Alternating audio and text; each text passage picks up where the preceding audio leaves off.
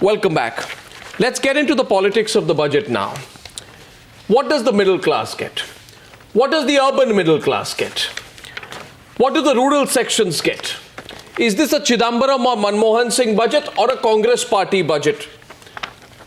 Meghnath Desai, why don't you open that debate for us? It has to be either this way or that. There can't be a balancing act. One advantage of the petrol price hike and the diesel price hike is that Manmohan and Chidambaram can show to the Congress fellas that increasing price properly has given them a reduction in the outgoings, and that money may be available for the subsidies the Congress fellas like.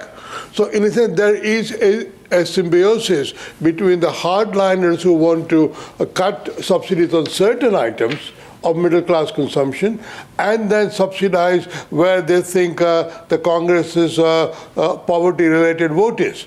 So I think it may be that they may be able to reconcile these two things, because in a very interesting way, Rahul Gandhi at the Congress Chintan Shivir praised Manmohan Singh. That is the first time a leader praised Manmohan Singh's contribution. So I think there is a reconciliation in the two sides. Now what does the... And Chidambaram may just be able to convince them who that gets, not letting the rupee depreciate is a good thing. That's all. But who gets what?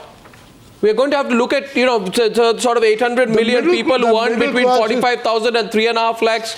Want to look at another 150 million. No, who gets what? Because don't give me fake numbers. Don't give me fake numbers. No fake numbers. The middle classes get cut in interest rate by the RBI if the deficit is under control, and the poor and the rural people get the subsidies.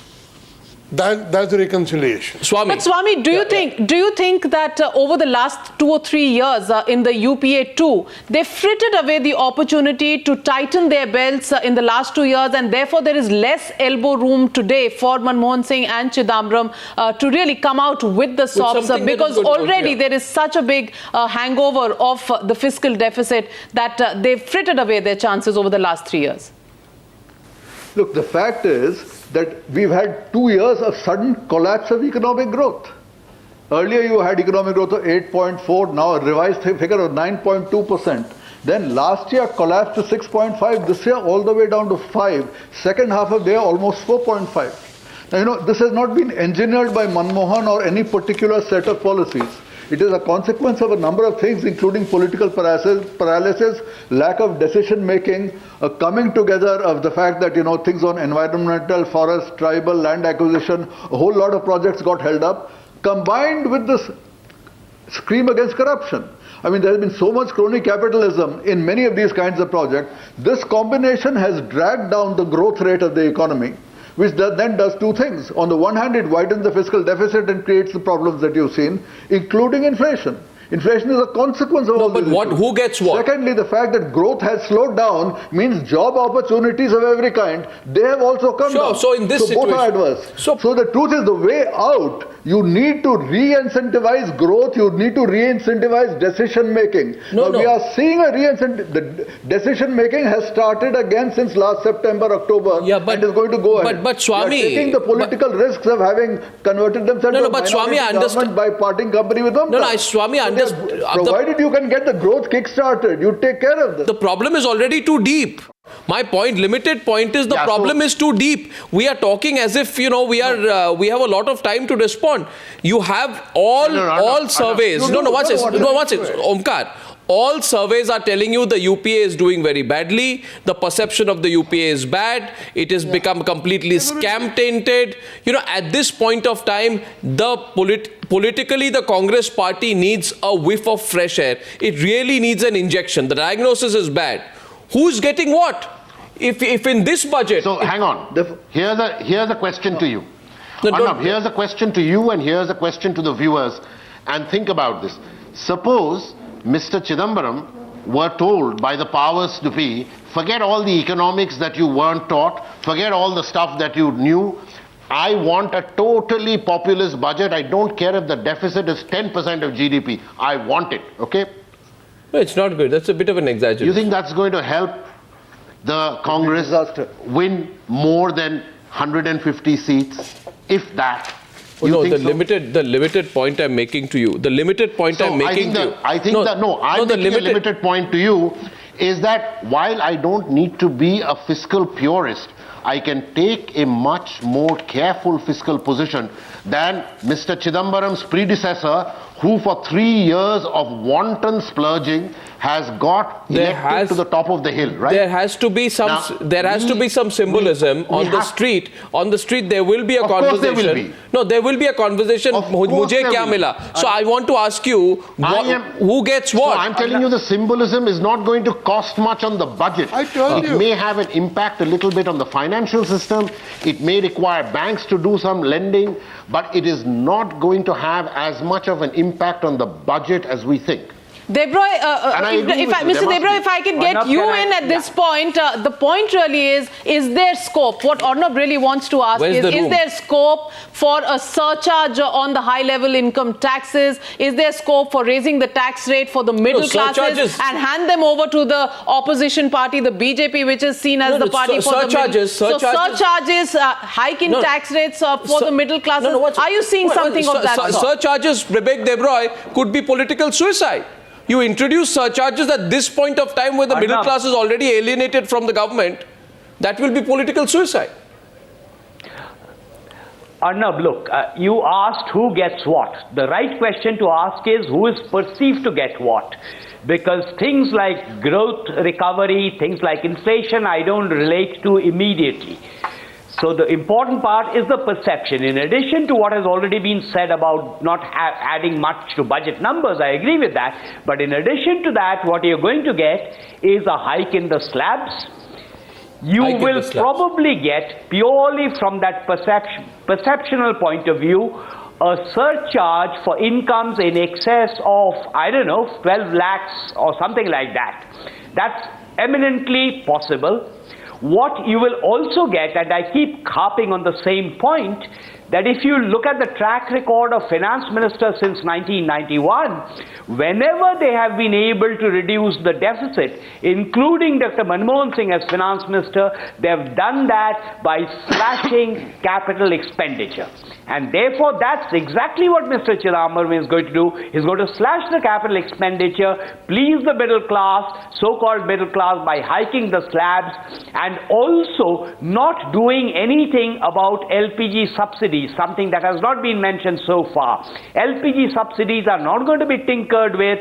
Kerosene is, of course, different, that's been mentioned, but LPG subsidies, we already know that the initial attempt at reforming that is not going to happen. So this is not going to be a big bang budget in that sense. You know, there's no big bang in this budget. There'll be a little bit of cosmetics, right? There's no big bang. No.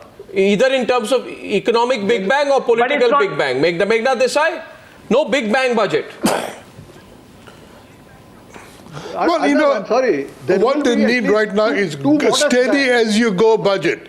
They need a steady, no big bangs, steady as you go budget, because you never know, there might yet be another budget to come.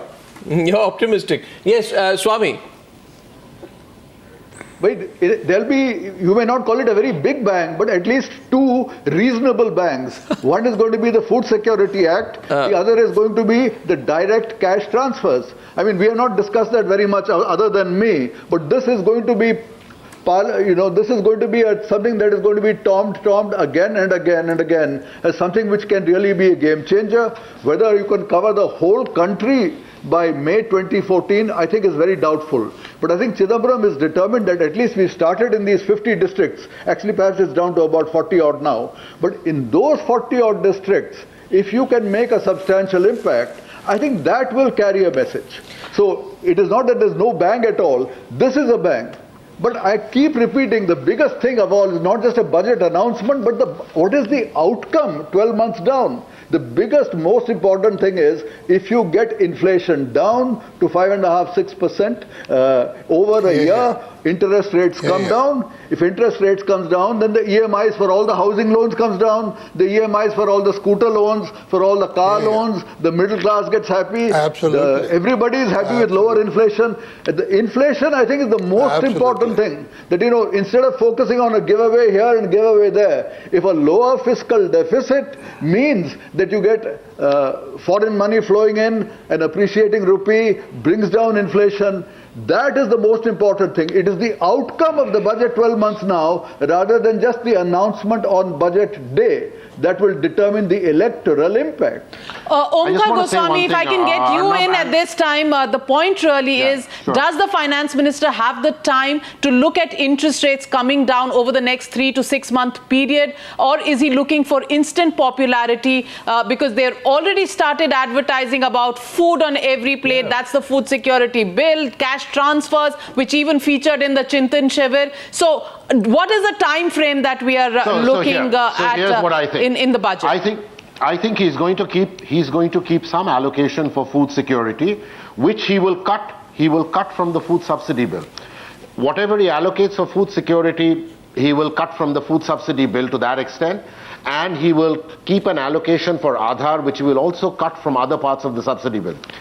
He is expecting, and you've asked a very good question, he is expecting sooner or later 18th floor of the Reserve Bank to accommodate him and bring 2 quick 25 basis point cuts in the interest rate. He wants that to happen, and if it doesn't happen quickly enough, well, he's quite sure that by August it's bound to happen, because the current person sitting in the hot seat in the Reserve Bank will no longer be there. So he needs a lower interest rate. He needs to make, Navika, he has to make a sensible budget. He doesn't have to make a budget that makes each one of us jump in joy as economic purists. It has to be a sensible budget. Don't overspend. Try and bring the deficit down. Announce some SOPs. You can always make expenditure heads halfway down the year. It's not a problem. You've got enough fluidity. Make it sensible. Tell people that you're serious about governing the country right, and also taking care of the exchequer, and have a body language that Chidambaram is very good at when he wishes to have it. Well, that'd be very interesting. Gentlemen, it's been fascinating having this chat, because, when you speak only in political circles, everyone talks about Big Bang. I think we brought in a lot of perspective in this chat. What comes through to me, Navika, is that there is a need to look at the medium term, not just the short term. And to create an atmosphere of greater confidence, so that 3 to 8 months from now, the situation in the country's economy is stable, and on that basis, perhaps you make a pitch for the next general election. That's right. That's the sense I get. That's right. Right now, we are sitting on a credit rating outlook of about BBB minus. If it goes down any further, we are going to become a junk rating country. Can't risk that. And that's not something that Chidambaram can risk at this point in time. So he's going to look at his numbers. He's going to look at his spending. But as we've gathered, that it's going to be sensible spending. It's going to have some of the names of the schemes. But at the same time, he's going to take care of not trying and alienating any single section of the society, whether it is the middle class or the rural class. Yeah, but whenever you are presenting a pretty average dish, you garnish it fantastically to make it look spectacular. So I think I'd bet on great garnishing, superb cosmetics, a lot of names, and tremendous amount of symbolism. Take a bet on how in many the budget. times is he going to quote the poet, quote various Tamil poets. Thiruvallupar. So I don't have any special qualification on that, but I'd be surprised if he doesn't. And not just that, I'd be surprised if many names don't crop up in different schemes that he may announce. How much those schemes are, how big they are, is anybody's guess. Gentlemen, it's been wonderful talking to you. I look forward to our next chat on Budget Day. Thank you very much from Navika and me for joining me on this pre-budget chat. Thank you.